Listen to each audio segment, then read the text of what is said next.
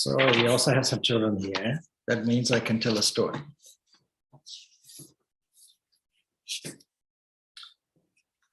I'll half read it and half tell it. But to start with, we ask, are there any questions? So where does this egoism arise from? So I understand that we have this wrong notion of self, but where did it come from? Because when we were small, we got our body and all that from our parents.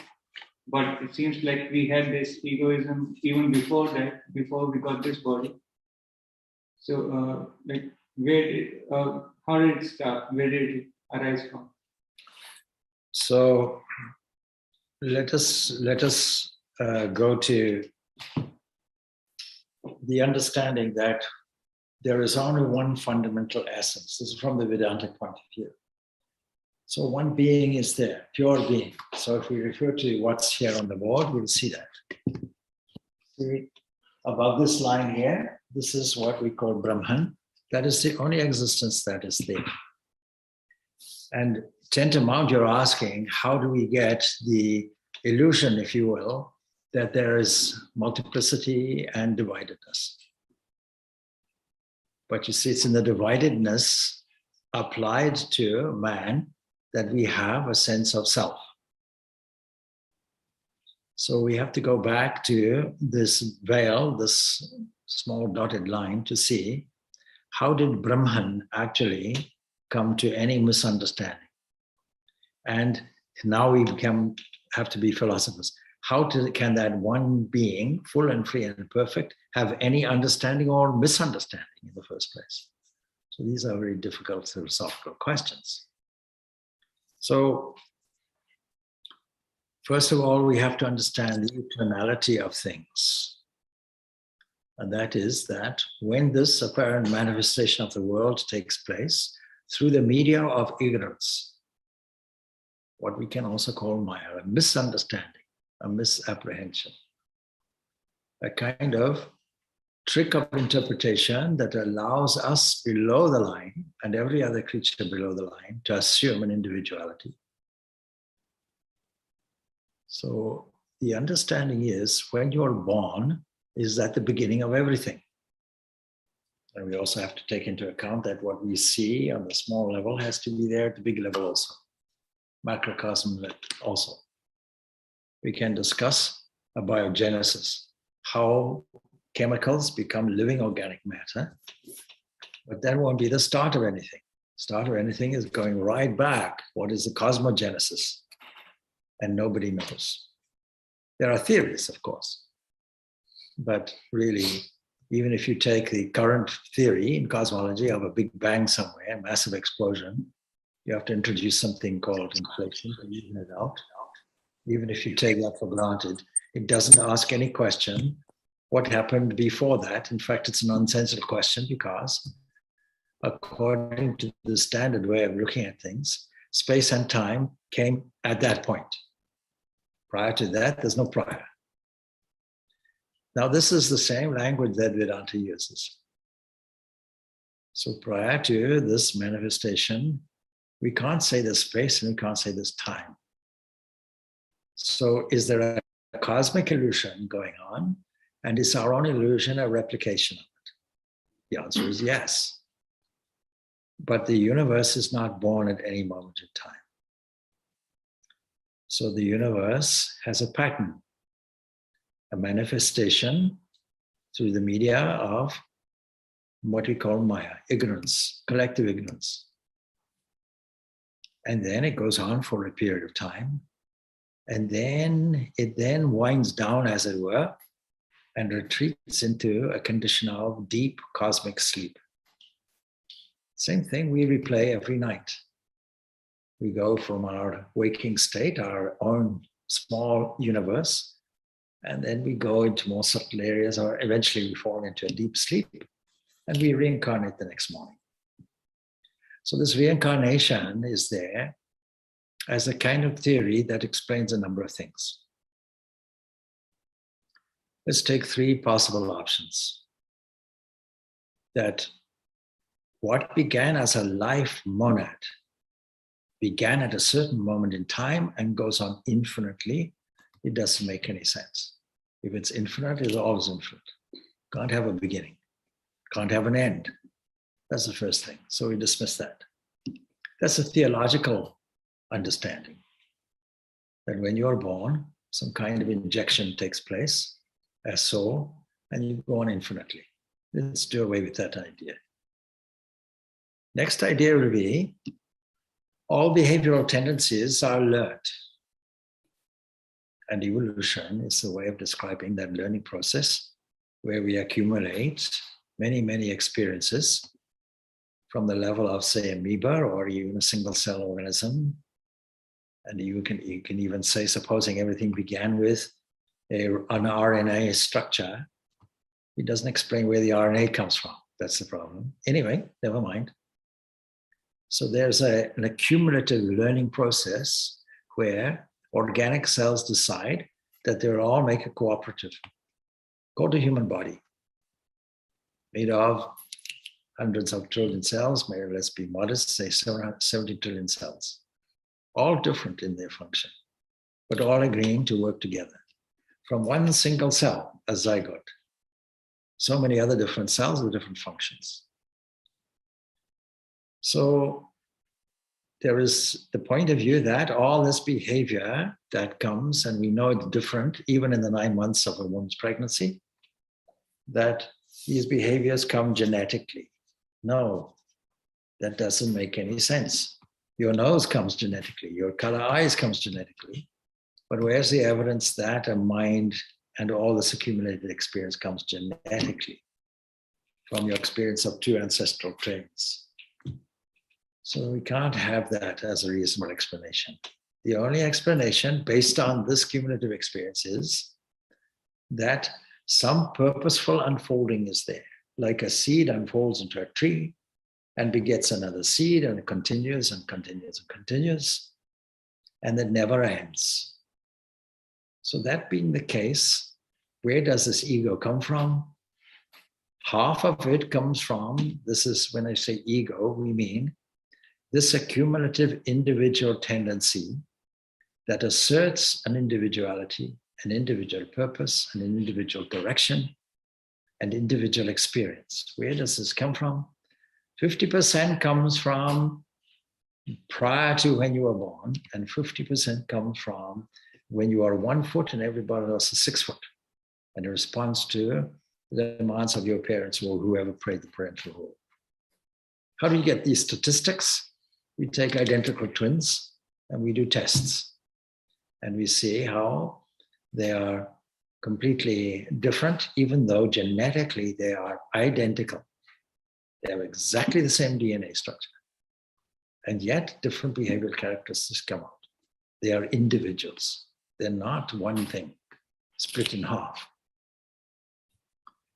So when you ask where does this egoism comes from, it comes from a universal ignorance that manifests in different multitudinous ways and arrives on the scene, on the stage, on the drama of individuality as a you and a me through eons of purposeful directive time. And it's that same entity unfolding. It looks to us as if it's a certain point. So Swami Vivekananda puts it beautifully. What is a soul? That is, what is the central position around which all our individual experience is gathered? It is like a circle whose circumference is nowhere, but whose center is in one place. Then what is God? God is a universal soul who's something like a circle whose circumference is nowhere, but whose center is everywhere. What a beautiful, beautiful description that gives its omnipresence. All right. So this egoistic tendency is an association with a physical reality and only occurs as an individual in a waking state. In a dream, every object and every scene and every presentation are so many other egos, multiple egos. And in a dreamless sleep, there is absolutely nothing. Now let's go to a cosmos. On an individual basis, there are many, many individualities that explain relationships at the atomic level and every other level thereafter. So that is so, yes. And then on this universal level, subtle events and forces take place and finally crystallize into a concrete material world that operates with gravity and electrical energy and all the other forces that we know of, and bodies and minds and experiences and adventures and struggles and pains. So that is the gross level of the waking world. See how quickly it disappears.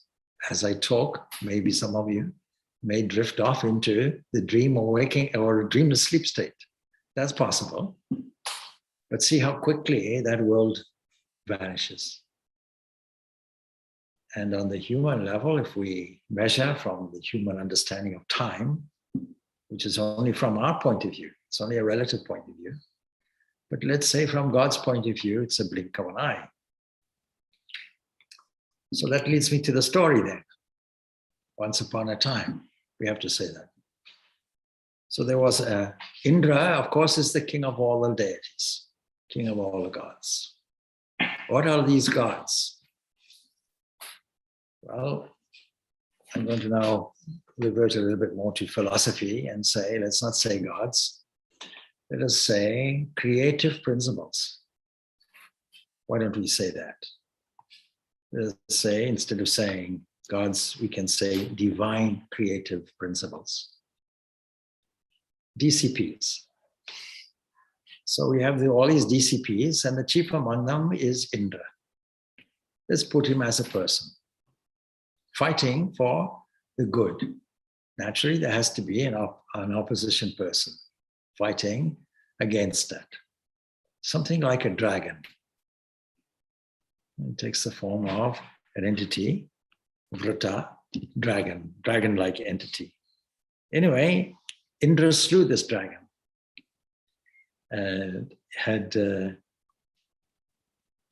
He had been couching on the mountains in the limbless shape of a cloud serpent. And by the way, I'm reading and referring to the story from Myths and Symbols in Indian Art and Civilization by the famous Heinrich Zimmer. It was edited by the famous Joseph Campbell. Number 5's take note.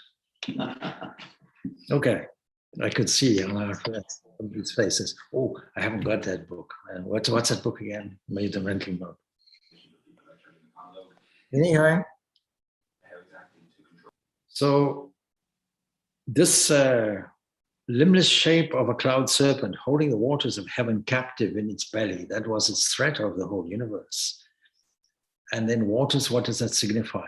That signifies the whole totality of material existence. This whole cosmos is something like an ocean with waves and oscillations and so on. And it's good to consider that. Even science is considering that kind of concept.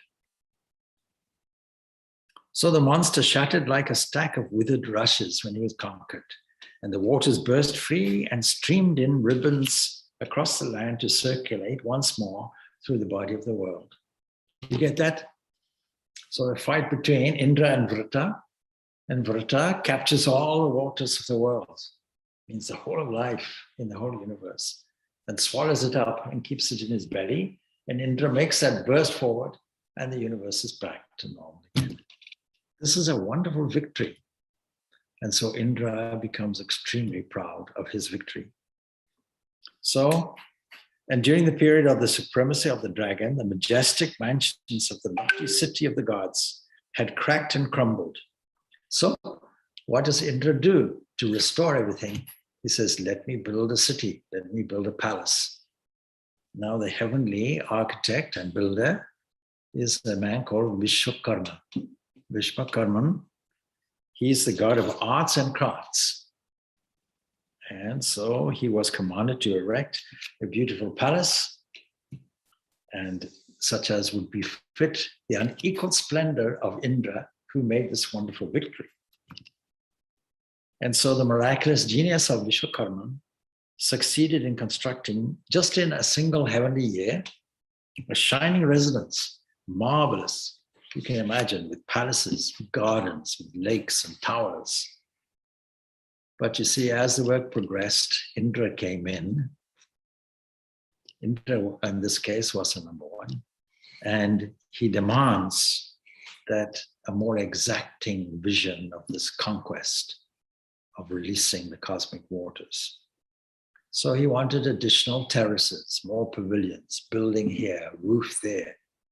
We're going to have a skylight here and something else there, majestic pillars here. Put it, please lace it in gold here. And so he visualized all these ponds and groves and pleasure grounds. And whenever Indra arrived to praise the work, Vishwakarman would say, uh-oh, he's coming, he wants some additional stuff, you know. So presently the divine craftsman, brought to despair, decided to look for higher inspiration. And above all these gods and demons and so on and so forth, naturally we have the omnipresent, the omniscient, the omnipotent, personalized as three entities, Brahma, Vishnu, and Shiva. So he goes off to the creator, Brahma, the pristine embodiment of the universal spirit, the cosmic mind. And of course, he's abiding far above the troubled sphere of all the gods and demons. And so he secretly resorted to the higher throne and presented his case. And Brahma comforted Vishwakarma. He said, never mind, you'll soon be relieved of your burden, he said. Go home, be at peace. And then while Vishwakarma was hurrying down again to the city of Indra, Brahma himself ascended to a still higher sphere. He came before Vishnu, who's going to preserve everything, the supreme being of whom himself is the creator. He is just, Brahma is just an agent of Vishnu in this case. And in beatific silence, Vishnu, sitting there, listens, and by a mere nod of his head, he let it be known that the request of Vishwakarma would be fulfilled. Namely, let us have this palace as it is. Let us not go on endlessly adding groves and pillars and gold leaf, etc.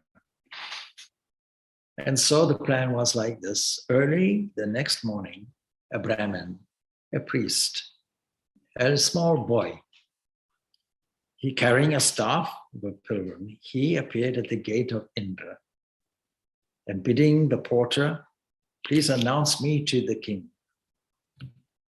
And the gateman hurried to the master, Indra, and the master hastened to the entrance to welcome in person this auspicious guest, because Indra is a military man and the Brahmin must be honored because self-sacrificing boys, men, women have to be honored.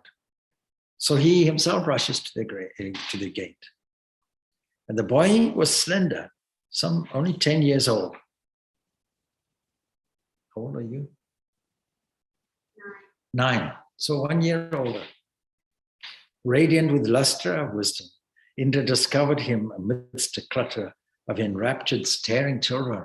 Must have been quite a sight. And the boy greeted the host with a gentle glance of his dark and brilliant eyes. And the king bowed to the holy child, and the boy cheerfully gave his blessing. And so the two, that is Indra and the Brahmin boy, retired to the hall, great hall of Indra, where he has all his consultations with his wise counselors and military strategists. And the gods ceremoniously proffered welcome to his guest with offerings of honey, we have it here, milk and fruits. All three we have here actually. Then he said, "Oh, venerable boy, tell me, what's the purpose of your coming? Why are you here?" The beautiful child replied with a voice that was as deep and soft as the slow thundering of auspicious rain clouds. "O king of all these divine creative principles, DCP, I have heard of the mighty palace you're building, and I have come to refer to you the questions that I have in my mind. How many years will it require to complete this rich and extensive residence, in your opinion? And what further things of, or feats of engineering, marvelous engineering, will Vishwakarma be expected to accomplish? O highest of the gods, the boy's luminous features moved with a gentle and hardly susceptible smile. No Indra before you has ever succeeded in completing such a magnificent palace as yours is to be, full of the wine of triumph. Indra, king of the gods, was entertained by this mere boy's pretension that he knew more than one Indra. You have knowledge of Indras earlier than me? And with a fatherly smile, he put the question, tell me, child, are they then so very many, the Indras and Vishwakarmans, whom you have seen, or at least whom you have heard of? And the wonderful guest calmly nodded. Yes, oh, indeed, I have seen many. And the voice was as warm and sweet as milk fresh from the cow, but the words sent a slow chill through Indra's veins. My dear child, the boy continued. The boy is telling him, my dear child, I knew your father, Kashyapa, the old tortoise man, lord and progenitor of all the creatures of the earth, and I knew your grandfather, Marichi, the beam of celestial light, who was the son of Brahma himself. And Marichi was begotten of the god Brahma's pure spirit. His only wealth and glory were his sanctity and his devotion. And also, I know Brahma, brought forth by Vishnu from the lotus calyx growing from Vishnu's navel. You can see how Vishnu lies on the cosmic ocean, and from his navel, lying there, sleeping, and from the awakening of his navel comes out a beautiful lotus flower that opens up, and there is Brahma with 4 heads, able to bless and create all the 4 directions. Omniscience. So I knew all that. I knew all of these, even as far back as Brahma. And so Vishnu himself, the supreme being supporting Brahma in his creative endeavor, him too, I know, I'm on first name terms. O King of gods, I have known the dreadful dissolution of the universe, where everything goes into a cosmic sleep. And I have seen everyone perish again and again at the end of every cycle. At that terrible time, every single atom dissolves into the primal, pure waters of eternity, whence originally everything came. Everything that goes back into the fathomless, wild infinity of the ocean, which is covered with utter darkness and is empty of every sign of animate being. I know this. Ah, who will count the universes that have passed away, or the creations that have risen afresh, again and again, from the formless abyss of the vast waters? And who will number, who will be able to count the passing ages of the world as they follow each other endlessly? See, we get some idea about this. If you all take your small finger like this and hold it at a distance and look at the fingernail. Now there was the great Hubble telescope, and people, astronomers, take turns on this telescope. And one person directed it to a piece of the sky, the night sky, the same area as your little fingernail that you see at a distance. You can imagine the whole sky, and he's looking at that fingernail, and he's doing it for 2 weeks. And in that 2 weeks, he's measuring what's happening there. And this is called the deep field.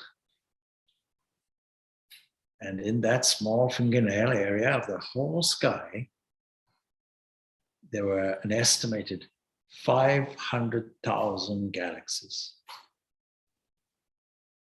500,000 galaxies.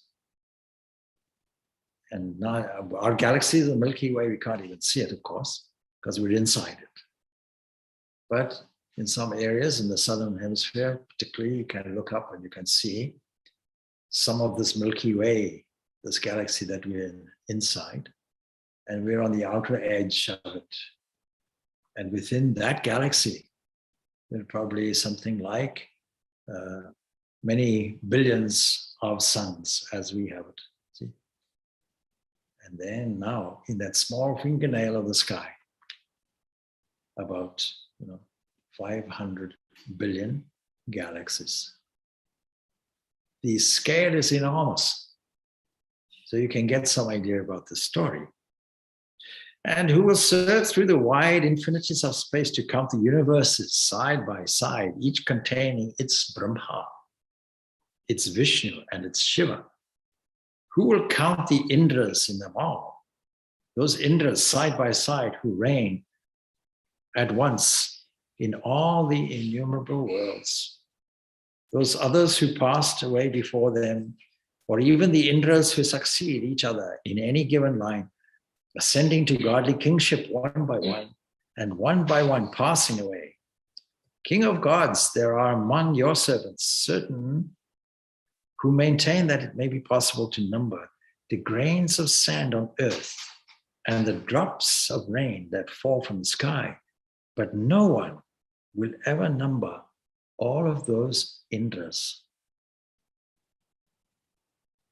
This is what the knowers know. The life and kingship of an Indra, he goes on to say, endure 71 eons. And when 28 Indras have expired, one day and night of Brahma has elapsed. But the existence of one Brahma, measured in such Brahma days and nights, is only 108 years. And Brahma follows Brahma, and one sinks, the next rises, and endless series cannot be told. There is no end to the number of those Brahmas, to say nothing of Indras. But the universe is side by side at any given moment, each harboring a Brahma and an Indra. Who will estimate the number of these? And beyond the farthest vision, crowding outer space, the universes come and go, an innumerable host. Like delicate boats, they float on the fathomless pure waters that form the body of Vishnu. Out of every hair pore of that body, a universe bubbles and breaks. Will you presume to count them? Will you number the gods in all those worlds? The worlds present and the worlds past? And then on the floor of the palace, there was a procession, like soldiers in a line, a procession of ants. And in the military array, in a column 4 yards wide, imagine, so over a meter, the tribe paraded across the floor, small, tiny ants. And the boy noted them, paused and stared, then suddenly laughed with astonishing peal and clapped his hands, but immediately subsided into a profoundly indrawn and thoughtful silence. Why do you laugh? Stammered Indra. So not exactly as I read it. Well, why do you laugh? Who are you, mysterious being, under this deceiving guise of a boy? And the proud king's throat and lips had gone dry, and his voice continually broke. Who are you, ocean of virtues, enshrouded in deluding mists? When we think of ourselves in an individual way and take credit for things which are not our own, that is everything, then we are also crowded in mists. The magnificent boy resumed, oh, I laughed because of the ants. The reason is not to be told. Do not ask me to tell you all about this. The seed of pain and woe and the fruit of wisdom are enclosed within this secret. I can't tell you. It's the secret that smites with an axe the tree of worldly vanity, hews away its roots and scatters its crown. This secret is a lamp to those groping in ignorance. This secret lies buried in the wisdom of the ages. It's rarely revealed, even to saints. This secret is the living air of those ascetics who renounce and transcend mortal existence. But worldlings, deluded by desire and pride, it destroys. Pride and desire are the two outcomes of egoism. The boy smiled and sank into silence, and Indra regarded him, unable to move. O son of a Brahmin, the king pleaded, I do not know who you are. You would seem to be wisdom incarnate. Reveal to me the secret of the ages, I beg you, this light that dispels the dark. And so, requested like this, the boy opened to the god the hidden wisdom. See, he said, I saw the ants, O Indra, firing in long parade. Each was once an Indra.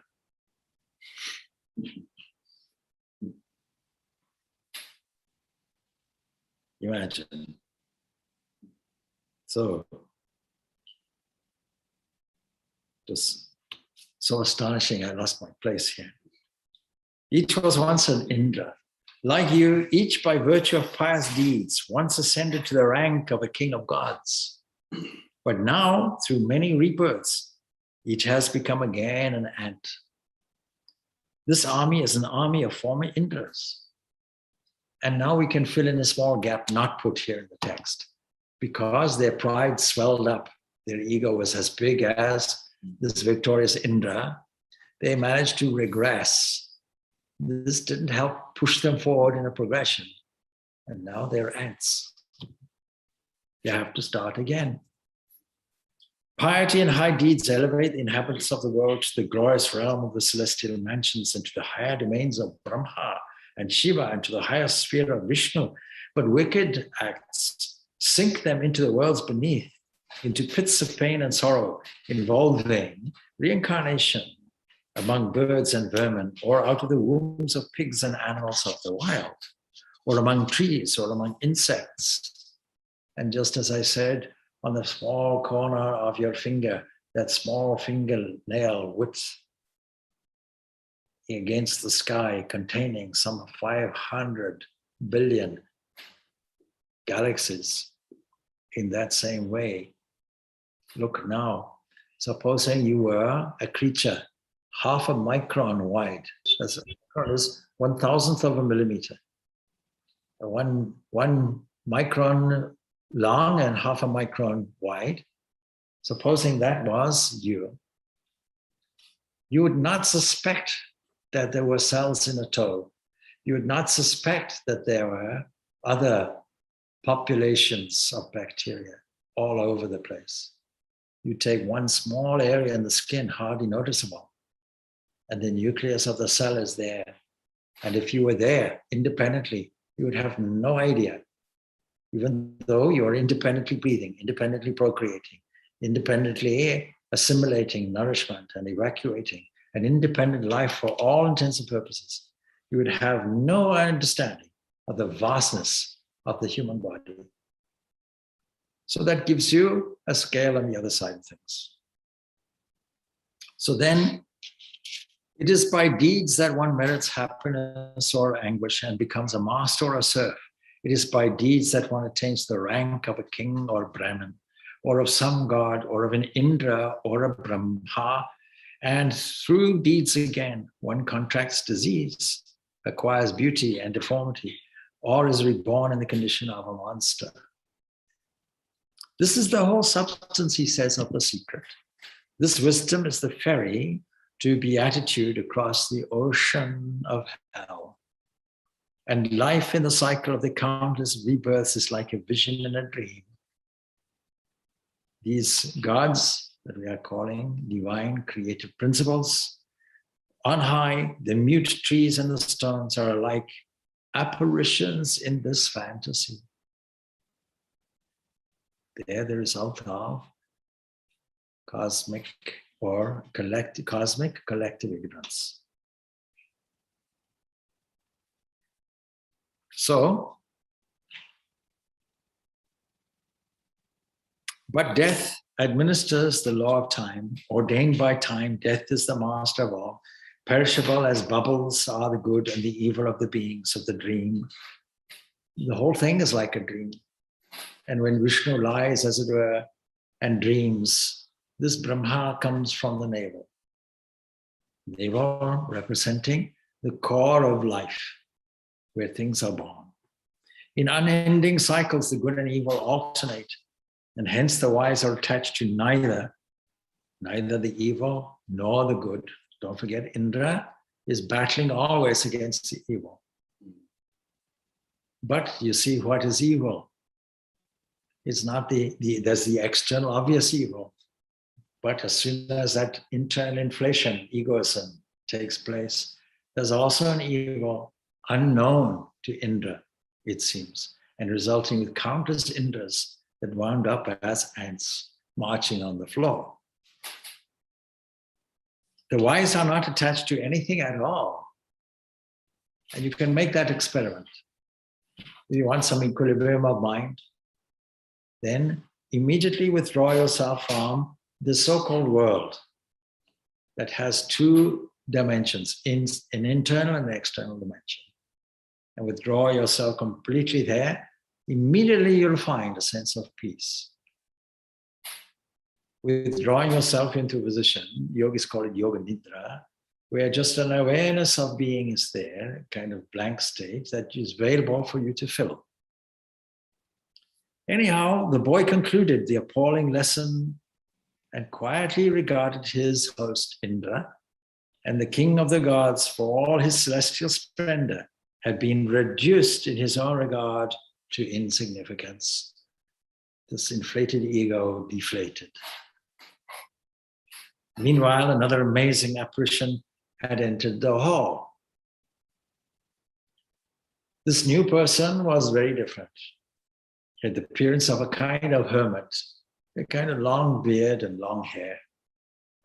His head was piled with matted hair. He wore a black deerskin around his loins, and on his forehead was painted a white mark. We can imagine something like Shiva presenting himself. And his head was shaded by a paltry parasol of grass, and a quaint circular cluster of hair grew on his chest. It was intact at the circumference, but from the center, many of the hairs, it seemed, had disappeared. And this saintly figure strode directly to Indra and the boy and squatted between them on the floor, and there remained, motionless as a rock. And the kingly Indra, somewhat recovering from the previous experience he had with the ants and this boy, he bowed and paid obeisance, naturally, offering sour milk with honey and other refreshments. We can make our milk sour if you want. Then he inquired falteringly but reverently after the welfare of this stern, ascetic-looking guest, and bade him welcome. And the boy addressed the holy man, asking the very questions Indra himself would have himself proposed. Where have you come from, O holy man? What is your name and what brings you to this place? And where is your present home? Where are you living? And what is the meaning of this grass parasol? There's no sun, apparently, and no need to shade yourself. What's the meaning? And even if it rained, this grass parasol won't protect you. So what is the portent of that circular hair tuft on your chest? And why is it dense at the circumference, but at the center, almost bare? Please be kind enough, O holy man, to answer in brief these questions. I'm anxious to understand. So clearly, he wasn't Swami Purnananda. It was in brief he's now going to explain. Patiently, the old saint smiled and slowly began his reply. I am a Brahmin. Hairy is my name. Not Harry Potter, just Harry. And I have come here to behold Indra. Since I know that I am short-lived, I have decided to possess no home. I don't have no house. I never built a house. And neither did I marry, nor did I seek a livelihood. I exist just as a holy person, a sadhu begging alms. And to shield himself from the sun and rain, I carry over my head this parasol of grass when I'm outside. And as to the circle of hair on my chest, it's a source of grief to the children of the world. Nevertheless, it does also teach wisdom. And with the fall of an Indra, one hair drops off. That is why in the center, all the hairs have gone. And when the other half of the period allotted to the present Brahma, the present creative energy, which is Brahma in the whole universe, in the whole eons and eons of time, when that will have expired, I myself shall die. O Brahman boy, it follows that I am somewhat short of days. What therefore is the use of wife, son, and house? Each flicker of the eyelids of the great Vishnu registers the passing of a Brahma. And everything below that sphere of Brahma is as unsubstantial as a cloud taking shape and again dissolving. And that is why I devote myself exclusively to meditating on the incomparable lotus feet of highest Vishnu. And faith in Vishnu is more than the bliss of redemption. For every joy, even the heavenly, is as fragile as a dream and only interferes with the one-pointedness of our faith in Him Supreme. Shiva, the peace-bestowing, the highest spiritual guide, taught me this wonderful wisdom. That is why He Himself looked, to all intents and purposes, like the Mahayogi Shiva. I do not crave to experience the various blissful forms of redemption, to share the highest God's supernal mansions and enjoy His eternal presence, or to be like Him in body and apparel, and to become a part of His august substance, or even to be absorbed wholly in His ineffable essence. And abruptly, the holy man ceased and immediately vanished. And it had been, who do you think? It was Shiva himself. He had now returned to his supramundane abode. Simultaneously, the Brahmin boy, who had been Vishnu, disappeared as well. That's who the Brahmin boy was. And the king was alone, baffled and amazed, but the significantly no longer inflated. The king Indra pondered, and the events seemed to him to have been kind of like a dream, but he no longer felt any desire to magnify his heavenly splendor or to go with the construction of his palace. And so he summoned Vishwakarman, graciously greeting the craftsman with sweet, honeyed words, now diplomatic words. He heaped on him jewels and precious gifts, and then with a sumptuous celebration, sent him home. The king Indra now desired redemption, not increased palace. He had acquired wisdom and wished only to be free. He entrusted the pomp and burden of his office to his son and prepared to retire to the hermit life of the wilderness, and whereupon his beautiful and passionate queen, Shachi, was overcome with grief, and weeping in sorrow, not in despair, Shachi resorted to Indra's ingenious house priest and spiritual advisor, the Lord of magic, wisdom, Brahaspati. And bowing at his feet, she implored him to divert her husband's mind from his stern resolve. And the resourceful counselor of the gods, who by his various spells and devices and incantations had helped the heavenly powers wrest the government of the universe from the hands of the demons, the Titan rivals, listened thoughtfully to the complaint of this disconsolate goddess and knowingly nodded his assent. Okay. And with a wizard smile, he took her hand and conducted her to the presence of her husband. And in the role then of spiritual teacher, he discoursed sagely on the virtues of spiritual life, but on the virtues also of the secular life too. We make these divisions, spiritual life, secular life, and it's very clear that there's no real distinction. One can be made sacred. All can be made sacred. And so he gave each its due, and very skillfully he developed his theme. The royal pupil was persuaded to relent in his extreme resolve, and the queen was restored to radiant joy. And this lord of magic wisdom, Brihaspati, once had composed a treatise on government in order to teach Indra how to rule the world.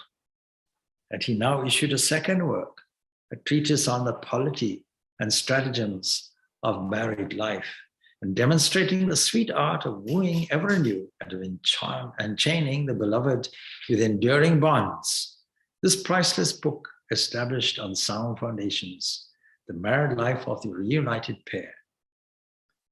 And so, says the author here, thus concludes the marvelous story of how Indra, the king of the gods, was humiliated in his boundless pride, cured of an excessive ambition, and through wisdom, both spiritual and secular, brought to a knowledge of his proper role in the wheeling play of unending life. So we'll finish off then. Om Shanti, Shanti, Shanti. Peace, peace, peace be unto all.